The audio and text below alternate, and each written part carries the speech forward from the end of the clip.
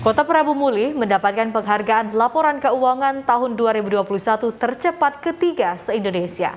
Bahkan tahun 2020 LKPD tercepat se-Indonesia. Penyampaian laporan keuangan tercepat ini atas kerja keras seluruh jajaran di lingkungan pemerintah Kota Prabu Muli yang mampu melakukan penyelesaian laporan dengan cepat. Laporan LKPD ini tercepat pertama yang diserahkan ke BPK RI untuk tahun 2021. Wali Kota Prabu Muli, Haji Ridho Yahya menyampaikan hal itu ketika ditemui TVRI di rumah dinas Wali Kota Prabu Muli. Ini dapat dicapai dengan merubah pola pikir para ASN dalam menyelesaikan tugasnya, bukan mengejar kecepatan, tetapi lebih ke arah cepat, tepat, benar, dan selamat. Penghargaan ini juga memotivasi jajaran ASN di Prabu Muli untuk menyadari pekerjaan harus tepat waktu. Kami banyak yang tercepat, Mbak. Kemudian laporan keuangan kami tercepat. Kemudian Konsubga KPK kami nomor 1 juga di Sumatera Selatan ini. Saya merubah paradigma, Mbak. Dua hal yang saya rubah. Pertama, membiasakan yang biasa, itu saya rubah. Yang kalimat biar lambat asal selamat. Tidak akan beres kita. Harus rubah, jangan biar lambat asal selamat, tapi cepat, tepat, benar, selamat. Dan alhamdulillah.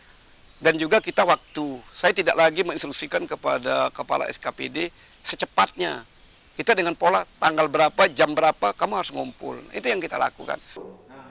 Kepala DPP KAD Prabu Muli, Jauhar Pahri mengatakan, laporan tercepat ini adalah arahan Wali Kota Prabu Muli dan dukungan seluruh OPD sehingga laporan keuangan dapat diselesaikan dengan baik.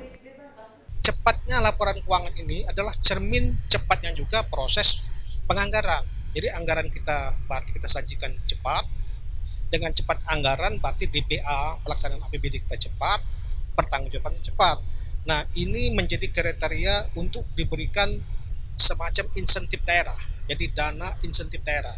Kami dapat dengan jumlah yang cukup signifikan sebagai penambah APBD kami. Ditambahkan Jauhar Pahri, penilaian BPK RI ini dapat menjadi modal untuk dapat mempertahankan predikat opini wajar tanpa pengecualian atau WTP yang telah diraih sebanyak 7 kali dan tahun ini berharap kembali mendapat WTP. Tim Liputan TVRI Sumatera Selatan melaporkan. Standar akuntansi keuangan perlu dipahami pengajar dan guru-guru SMK jurusan akuntansi di Palembang, Sumatera Selatan. Guna meningkatkan kompetensi guru SMK jurusan akuntansi se-Kota Palembang, dipandang perlu dilakukan sosialisasi pernyataan standar akuntansi keuangan PSAK 1 bagi guru SMK se-Kota Palembang. Kegiatan ini dilakukan Ikatan Akuntan Indonesia IAI wilayah Sumatera Selatan. Selain itu juga dilakukan Memorandum of Understanding MOU oleh Ketua IAI wilayah Sumsel, Dr. Inten Mutia dengan Diknas Sumsel yang diwakili Kabid SMK Mondia Boni. Ketua IAI wilayah Sumatera Selatan, Dr. Inten Mutia mengatakan, melalui kegiatan ini diharapkan para guru SMK mampu menguasai ilmu akuntansi, terutama PSAK 1. Begitu juga bisa mampu membantu dalam pengelolaan keuangan di sekolah. Tujuan daripada MOU ini adalah memfasilitasi, jadi IAI akan memfasilitasi kegiatan-kegiatan yang terkait dengan akuntansi, yang tujuannya adalah meningkatkan mutu ataupun kualitas pendidikan akuntansi di level SMK.